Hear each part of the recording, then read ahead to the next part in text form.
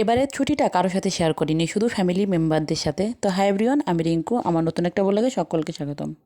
তো দেখো, আমি সকালে যে নাস্তা বানিয়ে নিচ্ছি। তো ঘুম থেকে একটু লেটে লেটে ওঠা হচ্ছে, কারণ যেহেতু বন্ধ, ওর বাবা বাসায় আছে, রিয়নের স্কুল নেই। তো সব কিছু মিলে একটু লেট লেট ঘুম থেকে ওঠা হচ্ছে। তো আমি যে পরোটা বানিয়ে নিচ্ছি। তো পরোটা বানানোর জন্য আমি যে প্রথমে 3টা পরোটাই বানাবো, কারণ সকালে আসলে খাবারের অত থাকে না, একটা পরোটা হলে হয়ে যায়। তো ওর বাবা বলতেছিল কম বানাও পরোটা। তো আমি এই যে পরোটাগুলো বেলে নিচ্ছি। প্রথমে একবার বেলে নিয়েছি, তো তারপরে হচ্ছে আটাটা মাখা ছিল। গতকাল লুচি বানিয়েছিলাম, একটু বেশি করে আটা মেখেছিলাম। তো যার কারণে এখন আর আটা মাখতে হয়নি, ঘুম থেকে উঠেই পরোটা বানিয়ে নিচ্ছি। তো পরোটা বানালাম, আর ওর বাবাকে বললাম কী খাবা, তো বললো কি পরোটার সাথে হচ্ছে দুধ চা বানাও, আর কিছু করতে হবে না। তো যার কারণে হচ্ছে পরোটার সাথে দুধ চাটাই করে নিব। তো পরোটা আমার বেলা হয়ে গেছে, এখন হচ্ছে পরোটাগুলো আমি ভেজে নেব। আর চাটা আমি একপাশে বসিয়ে দিয়েছি, চাটা করতে তো আর বেশি টাইম লাগবে না। তো চাটা একপাশে বসিয়ে দিয়েছি, চাটা হচ্ছে, আর পরোটাগুলো আমি ভেজে নিচ্ছি। তো সয়াবিন তেল দিয়ে আমি পিট করে ভালো করে ভেজে নিচ্ছি পরোটাগুলো। পরোটা হচ্ছে অনেকটা টাইম নিয়ে আস্তে আস্তে করে ভাজলে মশমশা হয়, পরোটাটা খেতেও ভালো হয়। আর জালটা বেশি হলে পরোটাটা ভিতরে মানে কাঁচা থাকে, উপরে পুড়ে যায়। তো আমি অনেকটা টাইম নিয়ে নিয়ে পরোটাগুলো কিন্তু ভেজে নিয়েছি। তো আমার পরোটা ভাজা হয়ে গেছে। এখন হচ্ছে যে খাবারটা নিয়ে নিয়েছি, এখন আমরা খাবো। তো রিয়নের বাবাকে আর রিয়নকে দিয়ে দিয়েছি। তো রিয়ন দুধ চাটা তেমন খাবে না, তো আমিও একটা থেকেই খাবো। তো খাওয়া দাওয়া করে আমি হচ্ছে রান্নাঘরে চলে আসছি। তো রিয়ন বললো মা আমাকে একটু নাগেটস ভেজে দাও। তো নাগেটসগুলো ওকে একটু ভেজে দিচ্ছি, ফ্রোজেন করা ছিল। তো ওকে নাগেটসগুলো একটু ভেজে দিয়ে নিচ্ছি, তারপর হচ্ছে আমি রান্নাটা করব। আসলে বাচ্চা মানুষ তো খেতে চায় না, যখন যেটা বলে সেটা দেওয়ার চেষ্টা করি।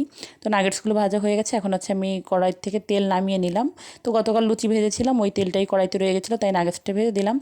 আর বাদ বাকি তেলটা আমি নামিয়ে নিয়েছি, কিছুটা তেল আমি রেখেছি ভাজি করার জন্য। তো পেঁয়াজ দিয়ে হচ্ছে এই সবজিটা ভাজি করে নিচ্ছি। তো লবণ হলুদ দিয়ে দিলাম, দিয়ে একটু কাঁচামরিচ ভেঙে দিয়ে দিচ্ছি। কাঁচামরিচটা 2টা ভেঙে দিলাম, বেশি দিব না, কারণ ঝাল হলে রিয়ন খেতে পারবে না। তো 2টা দিয়ে দিচ্ছি, যদি আমাদের লাগে তাহলে দেখা যায় ওইটা ভেঙে খাওয়া যাবে। তো আমি হচ্ছে এই যে সবজিগুলো ভেজে নিচ্ছি। এটাকে হচ্ছে আহ, চিচিঙ্গা বলে, খুব সম্ভবত চিচিঙ্গা। তো আসলে এই রকমের অনেক সবজি আছে, তো আমি আসলে মনে রাখতে পারি না। তো এক একটা বলি, এটা মেবি চিচিঙ্গাই হবে। তো চিচিঙ্গা ভাজি করতেছিলাম। তো চিচিঙ্গাগুলো আমি আঁচড়ে ধুয়ে নিয়েছিলাম, ধুয়ে তারপর হচ্ছে কেটেছি। এটা এভাবেই কাটতে হয়। তো ঢাকা দিয়ে দিয়ে আমি সিদ্ধ করে নিচ্ছি, দেখো। আর এটা একটু বেশি করে পেঁয়াজ দিয়েই ভেজে নিচ্ছি। আর চিচিঙ্গা ভাজিটা একটু মিষ্টি মিষ্টি লাগে, সবাই মোটামুটি পছন্দ করে, রিওনও পছন্দ করে, ওর বাবাও পছন্দ করে। তো চিচিঙ্গাটা ভাজা হয়ে গেছে, এখন হচ্ছে আমি এটা একটু নেড়ে চেড়ে তুলে নেব।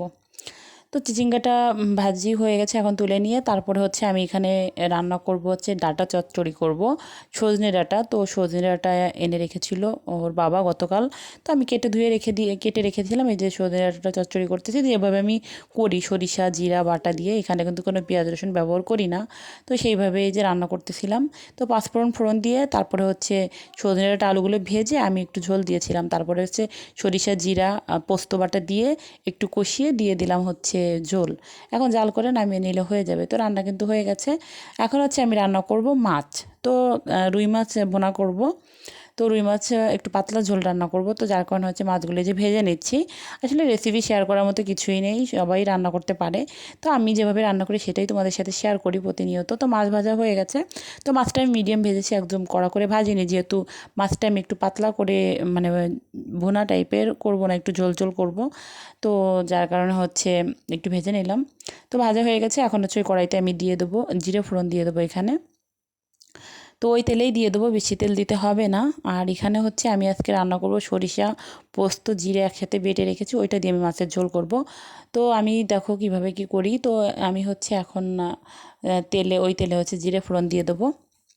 তো জিরে ফোড়ন দিয়ে আমি এখানে দিয়ে দেবো পেঁয়াজ কুচি, পরিমাণ মতো পেঁয়াজ দেবো। এখানে কিন্তু বেশি পেঁয়াজ দেবো না, অল্প করে পেঁয়াজ দেবো আজকে।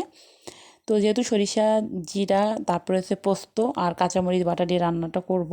তো জিরাটা একটু ভাজা হয়ে গেলে আমি এখানে পেঁয়াজ দিয়ে দিলাম। পেঁয়াজটা দিয়ে আমি এখন ভালো করে ভেজে নেব। তো আমার পেঁয়াজটা কিন্তু ভাজা হয়ে গেছে।